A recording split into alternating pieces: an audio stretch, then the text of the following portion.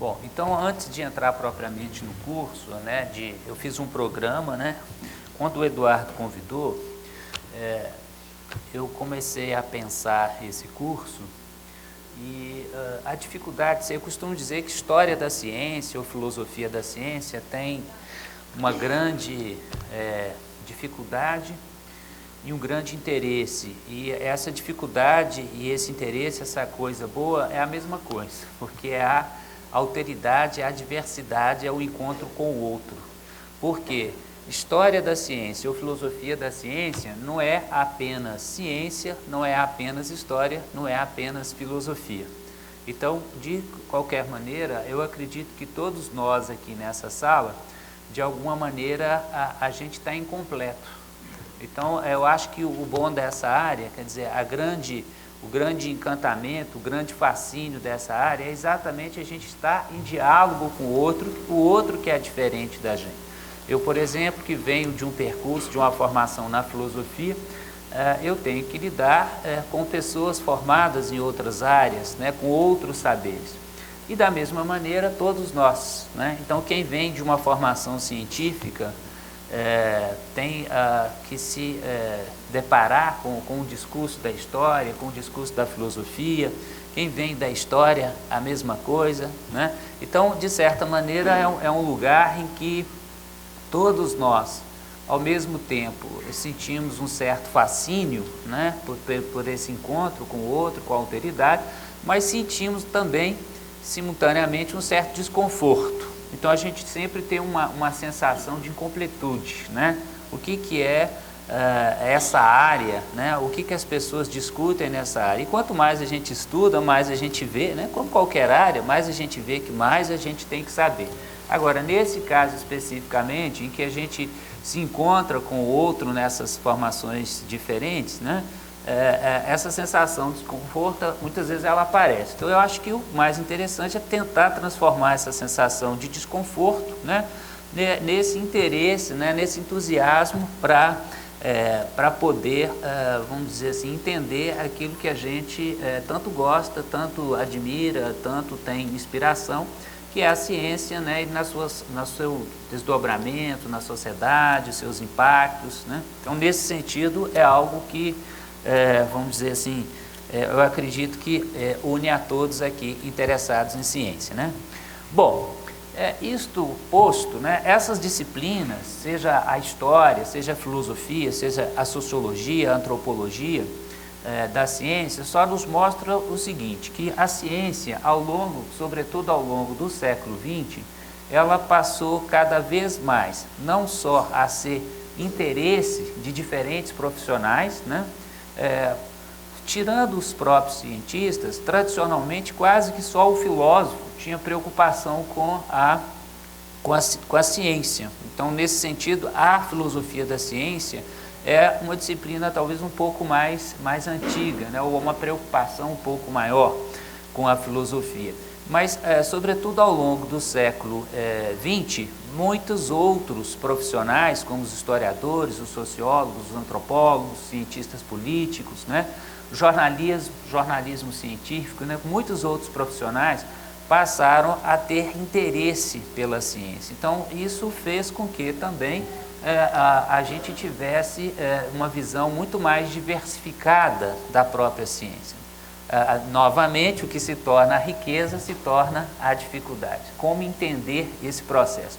Mas, independentemente de uma tentativa de entender esse processo como um todo, o que eu estou ressaltando aqui é o fato disso ocorrer. Então, quer dizer, na medida em que, ao avançar do século XX, a ciência se torna um objeto de diferentes disciplinas, isso mostra alguma coisa para a gente. O que mostra? O que é vamos dizer assim, que esse processo mostra e como que ele ocorreu.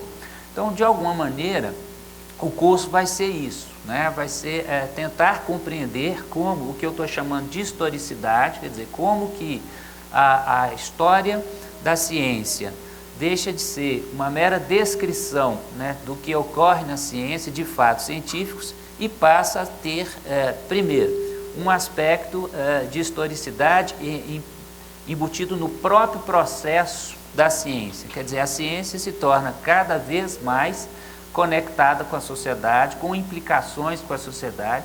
Então, se a gente imagina a ciência no século XVIII, o impacto que ela tem é muito menor que no XIX, e no XX muito maior do que no XIX. Então, nesse sentido, existe exponencialmente, né, um impacto cada vez maior da ciência, e isso faz com que a gente precisa de entender um processo muito mais complexo. Então, em primeiro lugar, o próprio processo da ciência, né, e em segundo lugar, a tentativa de entender isso, né, visto por diferentes profissionais. O curso não vai analisar tanto vamos dizer assim, esse processo de desenvolvimento da história da ciência, né? Então, nesse sentido, não é propriamente um curso de história da ciência, mas é um curso de filosofia da ciência na medida em que tenta pensar esse processo histórico da ciência. Quer dizer, como que profissionais de diferentes áreas tentaram entender esse processo, né, de história da ciência, né, e que tipo de implicação filosófica a gente pode pensar a partir daí, né? Então, recapitulando, a ciência se desenvolve, tem impactos diferentes na sociedade.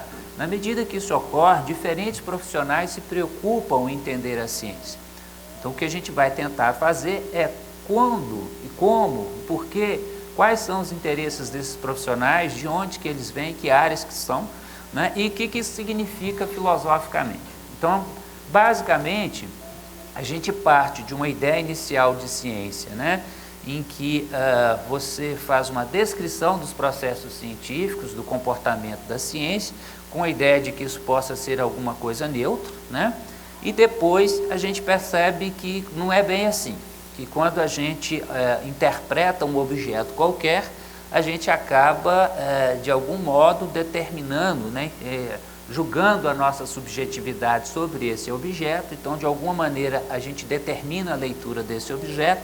Então, traduzindo isso para a história da ciência, como é que isso ficou?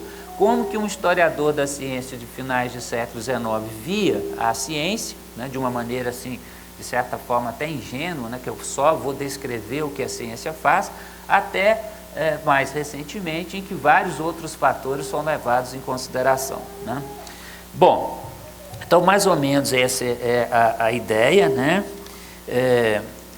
Eu vou citar de cara aqui um autor que a gente vai ver depois com mais cuidado, que é o que se chama Ludwig Fleck, especialmente num pequeno texto que ele escreveu em 1946, em que ele, para entender, ou pelo menos assim, para tentar entender esse processo de desenvolvimento da ciência nessas múltiplas faces que ela tem, ele cunha uma expressão que ele chama de ciência da ciência. Então, na realidade, talvez não fosse o caso de fazer uma sociologia da ciência, uma filosofia da ciência ou uma história da ciência, porque muitas vezes a gente não sabe exatamente onde termina a sociologia, onde começa a história, onde termina a filosofia, né? Se a gente fizer uma analogia, por exemplo, com o pensamento do Marx, né, a gente sabe que o Marx é um filósofo, é um sociólogo, é um economista. Não interessa aqui no caso se é um bom economista, se é um bom filósofo, se é um bom sociólogo, mas é uma obra que teve um impacto nessas e em muitas outras áreas.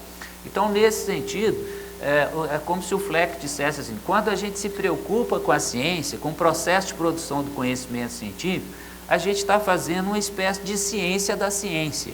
E essa ciência da ciência, ela tem esse caráter que é sociológico, antropológico, filosófico, histórico, né? Então, em algum momento, de repente um filósofo, em algum momento, ele está tendo uma preocupação mais sociológica, mais histórica, né?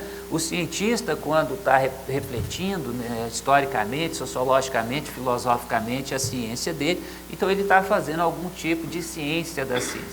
Eu não sei se essa é uma boa expressão, né? Mas de alguma maneira ela pelo menos mostra um pouco essa dificuldade, né? Muitas vezes as pessoas ficam preocupadas com isso, até em que ponto vai a sociologia da ciência. Existem especificidades, existem diferenças entre história, filosofia e sociologia, mas existe um amplo terreno em comum, né? Então esse amplo terreno em comum é o que o Fleck chamou de ciência da ciência. Então, de certa forma, o que eu vou fazer aqui vai ser uma reflexão de como que esses diferentes profissionais pensaram, né, a ciência, como que eles produziram esse conhecimento e o que de filosófico a gente pode pensar sobre esse processo, tá? Então, basicamente, a gente vai ver ao longo do século XX, né? Então, eu fiz aí um programa, né? Esse programa se chama Da Historicidade da Ciência e Suas Implicações para a Epistemologia. Natureza, sociedade e linguagem, né? Então, a ideia é pensar como que a sociedade interage com a natureza, né? Como que o homem olha para a natureza, explica a natureza e a própria sociedade também de uma maneira científica, né? Mas boa parte desses historiadores e filósofos, eles acabaram refletindo acerca das ciências naturais, né? Mas a gente pode pensar a própria sociedade como objeto, né? E em grande parte, do meu ponto de vista, a linguagem vai ser esse mediador aí. A gente vai ver que ao longo do século XX, cada vez mais vai se tendo a consciência, seja de antropólogos, filósofos, historiadores, de que talvez a linguagem seja o ponto, né, que vai mostrar para a gente como que se dá essa mediação entre natureza e sociedade. Então, por isso que esse terceiro ponto aí é a questão da linguagem.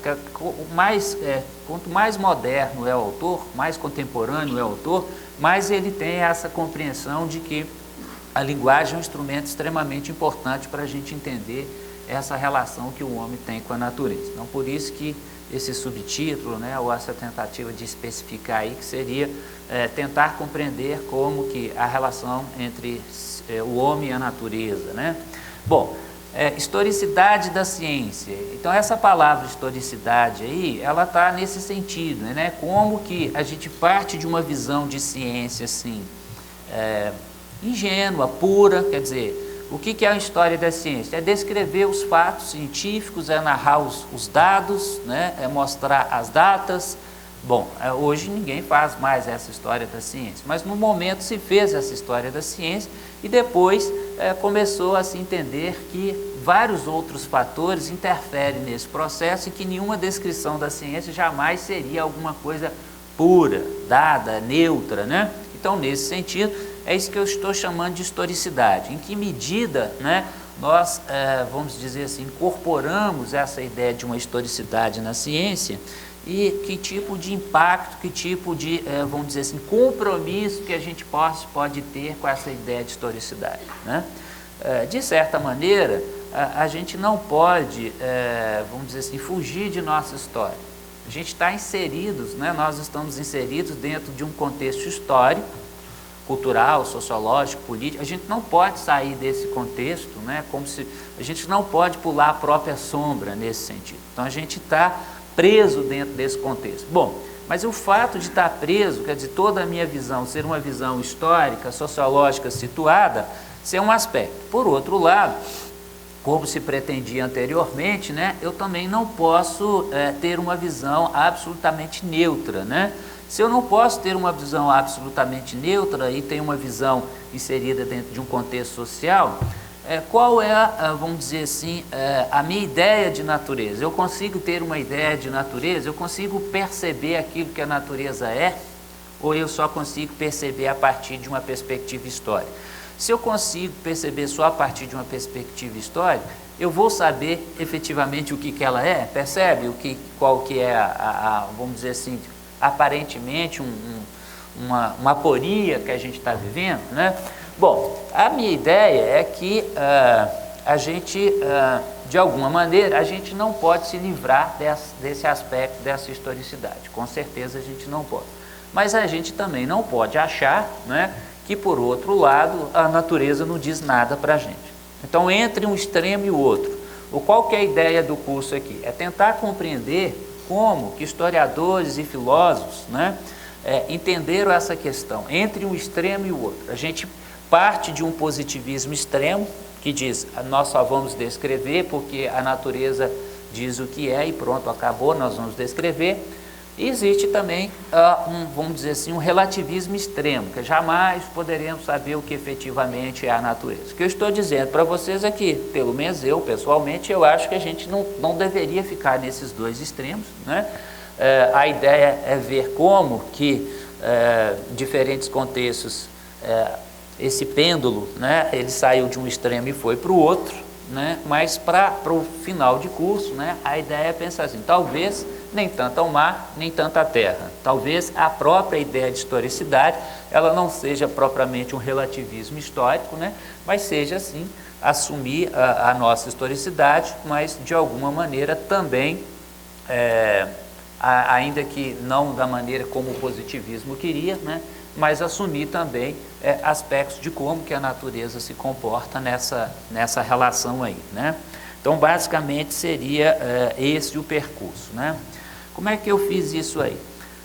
Eu coloquei uma introdução, essa ideia de a ciência tem história, eu dividi em alguns grupos, né, em 4, mais especificamente, e nesse primeiro grupo seria essa introdução aqui, falar um pouco dessa ideia de que a ciência tem história, né, de como que se deu essa preocupação de se estabelecer uma história da ciência, pelo menos de uma maneira mais sistemática, né, que até então não havia, e também para a gente fazer o seguinte, isso aqui nós estamos aqui, é um grupo, vamos chamar assim, multidisciplinar, então nós vamos precisar de fazer uma espécie assim de, vamos dizer assim, de uns combinados, vamos chamar assim de uns combinados. Então lá nesse primeiro módulo aí da introdução, falando um pouquinho de cada um, né, o que pretende, esse primeiro módulo, ele seria assim um combinado para a gente ajustar algumas coisas, né, do tipo, o que nós estamos entendendo por ciência.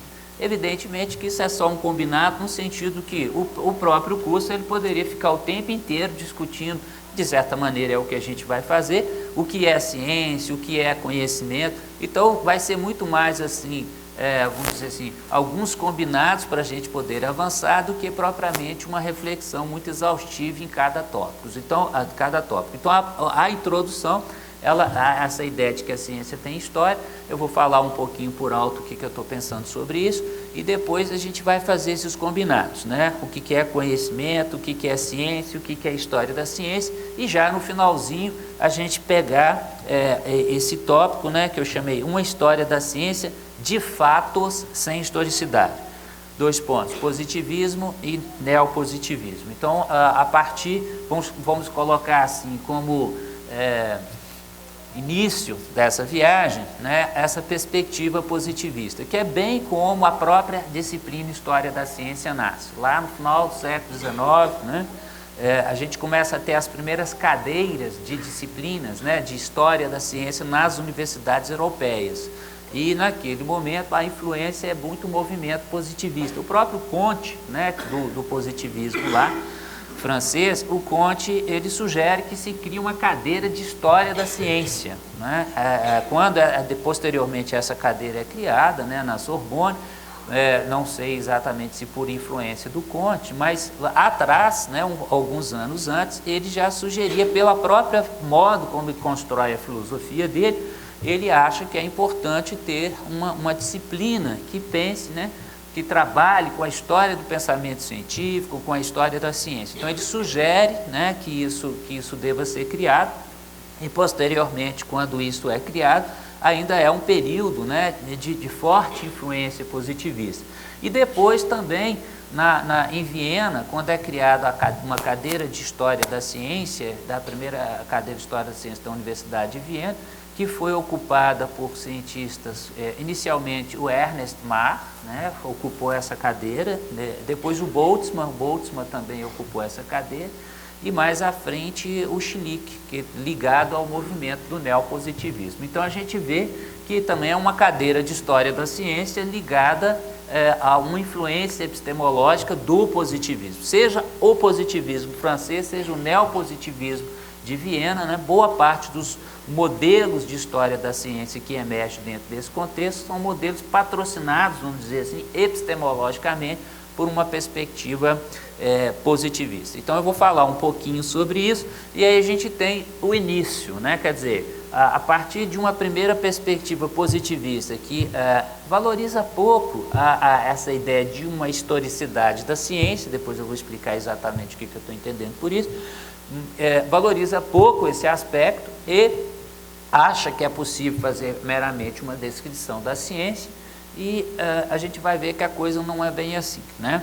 Bom, depois, no item 2, chamado os filósofos, o filósofo e a máquina, né? A emergência da historicidade da ciência, aí eu fiz um pouco uma brincadeira, quer dizer, o filósofo e as máquinas, né? O que é isso? Existe um livro do Paulo Rossi chamado Os Filósofos e as Máquinas, que por sua vez é fortemente inspirado, depois nós vamos ver, na tese de um filósofo austríaco chamado Edgar Zizek, né? Então o Zizek, ele era inclusive uma pessoa ligada ao Círculo de Viena. Então a gente vai ver que mesmo dentro do coração do neopositivismo, né, emerge uma perspectiva de historicidade extremamente forte, embora evidentemente não tenha sido dada muita atenção, sobretudo pela forte, né, tendência da epistemologia neopositivista, que não valorizava esse tipo de abordagem. Mas é bastante curioso, esse é um personagem, a gente vai ver, talvez dos meus aqui, seja um dos favoritos, né, por esse contraste que ele apresenta, a gente vai ver.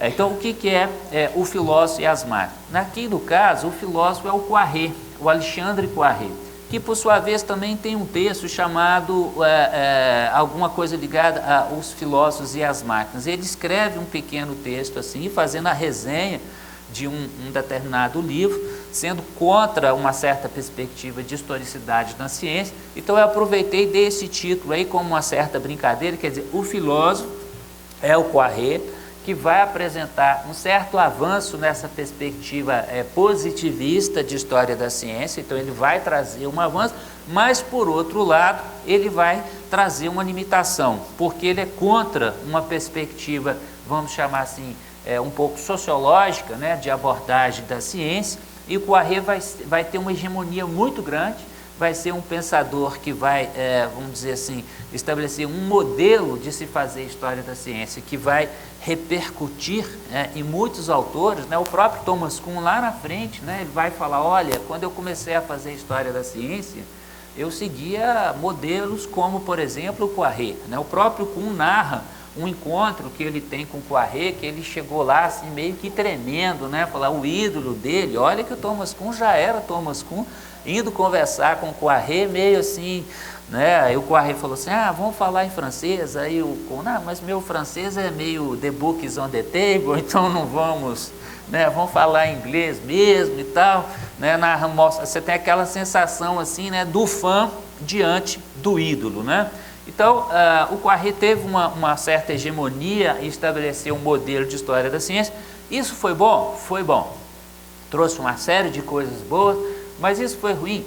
Foi ruim, no sentido de que essa perspectiva que traz uma ideia de historicidade da ciência, ela é uma perspectiva que o Poiré não defendia. Ele não defendia essa perspectiva. Ao contrário, a gente vai ver, ele criticava veementemente essa perspectiva. Então, desse lado que está, por um lado, então, o filósofo, que é o Poiré, por outro, que eu chamei de as máquinas, é um conjunto de pensadores, de sociólogos, historiadores, que tem uma visão de que a ciência é um produto cultural, de que a ciência estabelece uma série de relações sociais, né? E a ideia da máquina como um ponto articulador do processo de produção do conhecimento científico. Então, a partir do momento que a máquina ela passa a ter um papel econômico, né, ela passa a rearticular essa questão do conhecimento, da produção do conhecimento, de uma maneira em que os impactos sociais, políticos e econômicos se tornam extremamente importantes. Então, para um grupo de autores, mais do que analisar como fazia Poiré a história das ideias científicas, seria importante tentar entender os impactos sociais, políticos e econômicos da ciência. Então é esse grupo aí que é o grupo das máquinas. Então a gente vai ver quem que são esses autores, o que eles estão pensando e que de alguma maneira emerge aí essa ideia de historicidade da ciência. Também a gente poderia caracterizar esse debate como o chamado debate internalismo-externalismo, né? Quer dizer, fatores sociais são importantes na determinação do desenvolvimento da ciência para alguns grupos? Sim, extremamente importantes. Como, por exemplo, o Poiré fala assim, olha, eles são importantes, mas não são determinantes. A ciência, de alguma maneira, caminha por conta própria, a partir de outros postulados, mas não a partir de postulados sociais, políticos e econômicos. Então, esse grupo aí. Passado esse processo, a gente vai ter um colega, né, lá do Rio de Janeiro, que é o Carlos Maia. Ele chama esse episódio, que vai dos anos 30 até os anos 60, de grande ato, né? A gente vai ver que, de alguma maneira, essa ideia de historicizar a ciência nos anos 30, essa ideia foi um pouco calada pelo próprio neopositivismo. A gente vai ver que a ideia de contexto de descoberta e contexto de justificativa vai ser uma espécie assim, de golpe nessa ideia de historicidade da ciência. Depois eu vou explicar direitinho o que é isso. Mas então o Carlos Maia defende a ideia de que dos anos 30 aos anos 60, quando a monumental obra, vamos chamar assim de Thomas Kuhn, monumental aqui, não tanto talvez pela a obra em si, mas pelo momento que ela é escrita, pela circunstância, pelo modo como a estrutura das revoluções científicas articula uma série de fatores, né? Então, dos anos 30 até os anos 60, ele chama isso de grande ato, quer dizer, houve meio que um apagão dessas reflexões. Eu não sei se, de fato, a gente vai demorar muito para concretizar essa ideia de historicidade da ciência, mas eu não sei se seria um grande ato no sentido de que ele é extremamente preparado. Muitas coisas vão ocorrendo entre os anos 30 e os anos 60 que vão fornecer o ferramental necessário para o entendimento dessa historicidade da ciência. O próprio Thomas Kuhn, né, de alguma maneira, ele já tinha à sua disposição, por exemplo, o próprio movimento da Gestalt, que veio dos anos 30, que ele vai incorporar, as ideias de Wittgenstein, o Polanyi, quer dizer, uma série de autores, por mais que esses 30 anos, entre finais dos anos 30 e os anos 60, por mais que de alguma maneira a gente não tenha talvez tido uma grande obra assim seminal na área de história e filosofia da ciência, mas nós tivemos muita preparação para isso, tá? Então, fazendo uma analogia, é lógico que entre Newton e Einstein, se a gente for pensar as pontas, são coisas diferentes. Mas se a gente for pensar os vários físicos e matemáticos que trabalharam entre um e outro, a gente vai perceber que você não tem um Einstein sem um Poincaré, sem um Lorentz, sem diferentes, a Maxwell, diferentes outros físicos que cada um foi dando a sua contribuição. Então, é um hiato, de certa forma, mas é um hiato bastante preparado. Então, a próxima unidade vai ser a unidade que eu chamei um papel para a história. Né? Essa é uma frase do Kuhn, né? Quando ele abre a estrutura das revoluções científicas, e se a gente entende que estava se formando essa ideia de historicidade, a gente percebe que essa frase que abre a estrutura...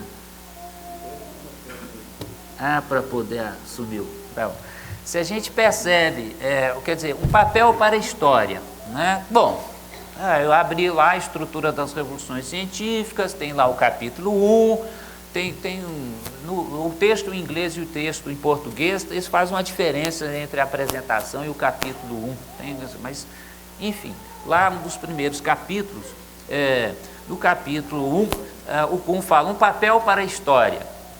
Bom, um leitor menos desavisado, legal, ele está falando da história. Quando o Kuhn, nessa simples frase, um papel para a história, de alguma maneira, ele está trazendo tudo isso que aconteceu nos 30 anos anteriores. Toda essa reflexão, qual é, enfim, a importância da historicidade, quer dizer, a importância de se compreender, né, aspectos históricos presentes na formação da ciência. Quer dizer, o produto final, né, já avançando um pouco nessa ideia de historicidade, ela afirma o seguinte, que o produto final do conhecimento é condicionado pelo tempo histórico no qual ele foi produzido. né? Repetindo, então o produto final, o que tem como produto científico, uma teoria, uma tese, um objeto, uma implicação qualquer da ciência, aquilo é resultado não só do que a natureza pode nos dar, mas aquilo é resultado das condições sociais que me permitiram construir aquele conhecimento. Então, em última instância, a ciência é sim uma resposta à natureza, eu estou tentando compreender a natureza, mas condicionada pelas minhas circunstâncias históricas. Então, essa ideia que os positivistas não aceitavam, né, é uma ideia que, quando a gente chega em Thomas Kuhn, nos anos 60, vai passar a ser uma ideia consolidada. Vai dizer, olha, então Kuhn, de certa maneira, ele vai ter todos esses elementos, então o papel para a história, né?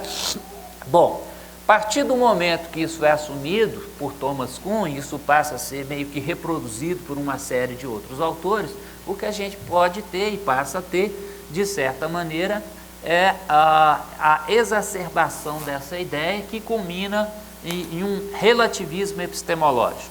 Então, na realidade, se eu sou fruto do meu tempo, eu não consigo ver a natureza além de uma perspectiva histórica, isso vai gerar, em última instância, radicalizar em um relativismo epistemológico. Então, nesse sentido, vamos dizer assim, aí nós vamos ter uma série de autores, uma série de teses, né, que não vão trabalhar aqui especificamente, mas, por exemplo, aquele chamado Affaire Sokal, né, que é quando o Sokal escreve lá o chamado pastiche, né, escreve um texto em que ele tenta, como a gente sabe, o próprio Einstein trabalhou na tentativa de unificação da mecânica quântica com a relatividade, né, o pessoal da física aí.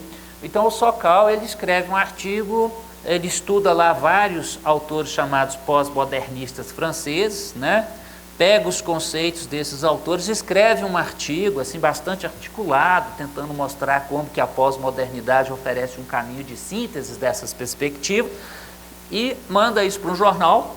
Isso é publicado e ele vem a público posteriormente dizer: o meu artigo não quer dizer nada, o meu artigo é um monte de coisas que são aparentemente científicas, mas é só uma colagem, uma montagem para provar que essas revistas pós-modernas publicam qualquer coisa. Tudo é tudo, nada é nada, e vão publicar porque é assim mesmo, né? Então, o chamado Affaire Sokal gerou toda uma discussão nos anos 90 sobre esse tipo de relativismo na ciência. Em que medida que eu posso me apropriar de um conteúdo científico para explicar outra coisa, em que medida que eu posso ter um discurso de certa maneira nihilista, relativista, mas dado assim vamos dizer assim, embutido de uma certa visão científica do mundo, né, eu posso levar o meu relativismo e meu nihilismo, né, de uma maneira supostamente científica. Então, o Sokal faz, né, esse, vamos dizer assim, protesto, né? Eu entendo esse protesto como uma espécie assim, de ressaca, né, de ponto, assim, de que os cientistas já estavam, de uma certa maneira, preocupados com então quer dizer que a natureza, a ciência pergunta e o modo como a natureza se comporta não interessa, né? Bom, não é bem assim. Então eu achei que isso foi um momento importante para a gente, de alguma maneira, rever esse comportamento. Quer dizer, como que essas análises, né? Um historiador da ciência chamado Holton, né? Que é um historiador austríaco que seguiu uma carreira nos Estados Unidos, lendo uma entrevista que inclusive colegas nossos fizeram com ele, ele estava falando, por exemplo, do Latour, né? Então ele diz o seguinte, ele conta uma historinha lá que o Latour ficou um pouco mais preocupado quando ficou sabendo que o George Bush, ao assinar o Tratado de Kyoto, né, que os Estados Unidos acabaram não assinando pela emissão de carbono, né, ele virou e falou assim: bom, eu gostei desse tal de Latour porque ele fala que buraco na camada de ozônio não existe, porque o fato científico não existe, tudo é uma convenção, tudo é uma construção social. Então, já que o buraco na camada de ozônio não existe, então eu não vou assinar o contrato lá o Acordo de Kyoto. Eu não sei se isso de fato existiu, eu não sei se George Bush lê Latour, não sei se é, eu sei que Bill Clinton leu Thomas Kuhn, né? Mas se o Bush leu Latour, eu não sei. Mas aí dizem que o Latour ficou um pouco mais preocupado com isso, quer dizer, até que ponto esses acordos societários são meras convenções, né? Será que não existe uma espécie de jacaré debaixo como dizia aquela anedota, né? O sujeito vai lá fazer uma terapia e diz sempre que tem um jacaré debaixo da cama e o terapeuta diz para ele assim, não tem, isso é fruto da sua imaginação, e fica naquele tratamento.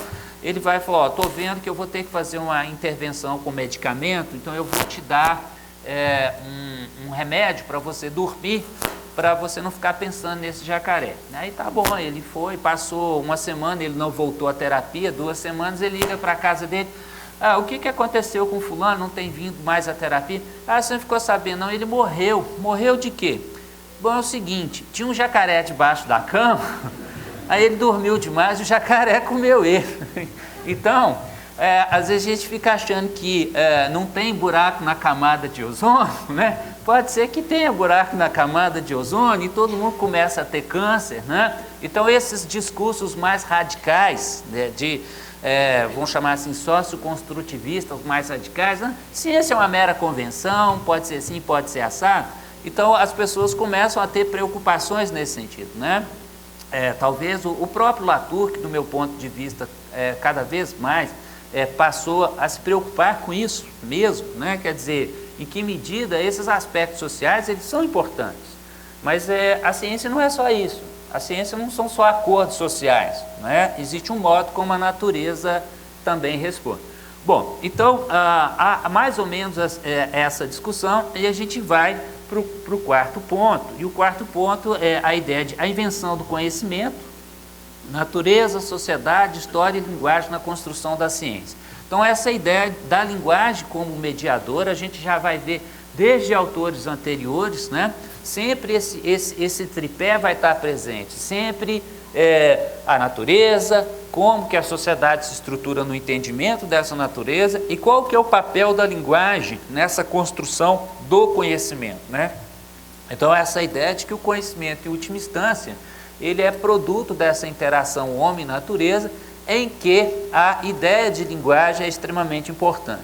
Mas linguagem aqui dentro de uma perspectiva pragmática do que se entende por linguagem. Isso é um outro fator, né? A gente tem dentro da filosofia da linguagem, nós tivemos inicialmente uma visão de que a linguagem é uma mera representação do mundo, né?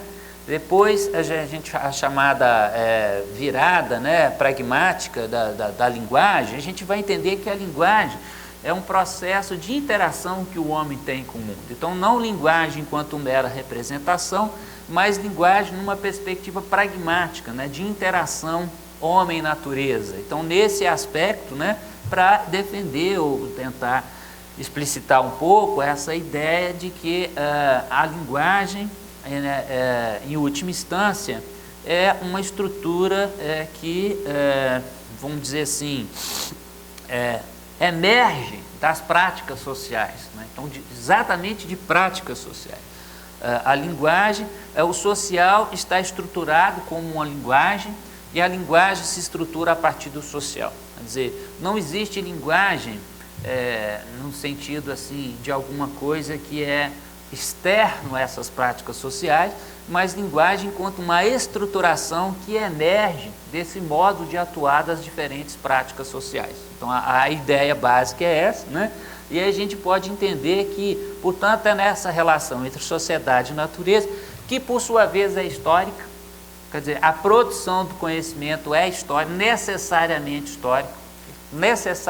histórica, ela é sociológica, necessariamente sociológica, ela é histórica, necessariamente histórica, no sentido de que ela se dá no tempo, decorre do tempo, ela está inserida dentro de um contexto histórico, social, cultural. Então, natureza, sociedade, história e a ideia de linguagem, quer dizer, como que a linguagem articula esses processos e como que vai ser, quer dizer, a ciência enquanto uma construção que dá esse processo aí. Bom, eu acho que agora a gente tem que fazer o intervalo, então aí eu termino essa primeira apresentação geral agora, nós vamos para o intervalo, aí depois do intervalo eu começo aqui no item 1, tá bom? Então vamos lá.